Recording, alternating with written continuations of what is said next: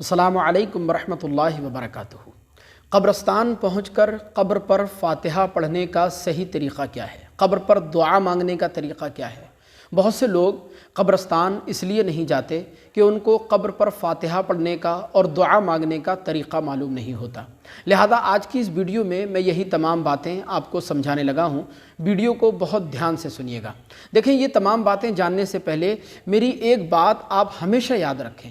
جب بھی آپ قبرستان، قبروں کی زیارت کے لیے جائیں تو وہاں بہت ادب اور احترام کے ساتھ فاتحہ پڑھیں اور اہل قبرستان کی مغفرت اور بخشش کے لیے اللہ کی بارگاہ میں دعا مانگیں۔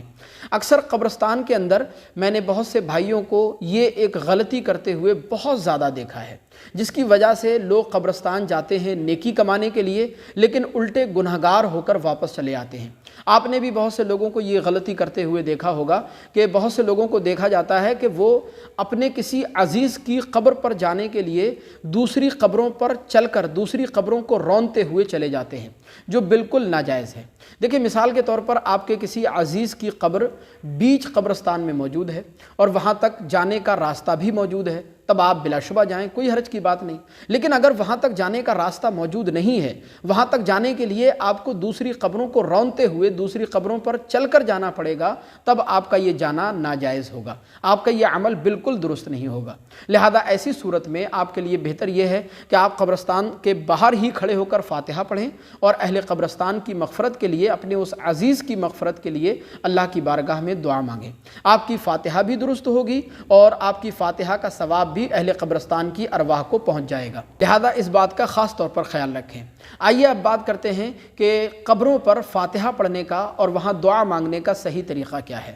دیکھیں، قبر پر فاتحہ پڑھنے کے لیے آپ کو بہت لمبی لمبی صورتیں پڑھنے کی یا لمبی چوڑی فاتحہ پڑھنے کی ضرورت نہیں ہے۔ اگر آپ کو قرآن عظیم کی لمبی لمبی صورتیں، لمبی چوڑی فاتحہ اگر آپ کو یاد نہیں تو بہت زیادہ ٹینشن لینے کی ضرورت نہیں ہے۔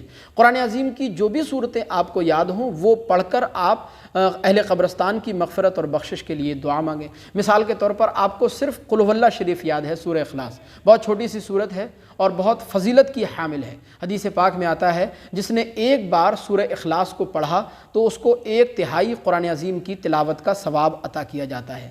جس نے 2 بار سورہ اخلاص کو پڑھا اس کو 2/3 قرآن عظیم کی تلاوت کا ثواب عطا کیا جاتا ہے، اور جس نے 3 بار قل هو اللہ شریف کو پڑھا اس کو 1 مکمل قرآن عظیم کی تلاوت کا ثواب عطا کیا جاتا ہے۔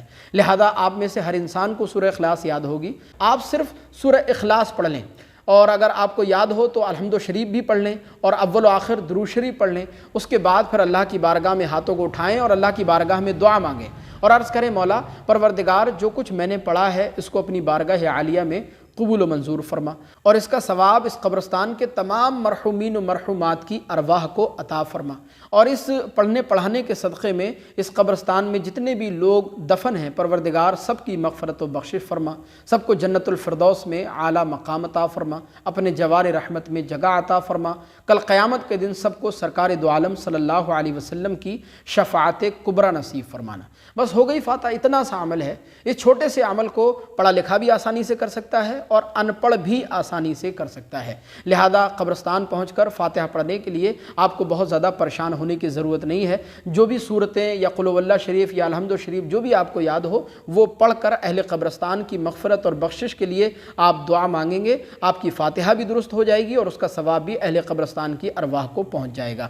آپ سے گزارش ہے، اس ویڈیو کو اپنے تمام ساتھیوں تک شیئر کیجیے تاکہ دوسرے لوگ بھی اس ویڈیو کے ذریعے فائدہ حاصل کر سکیں۔ السلام علیکم ورحمۃ اللہ۔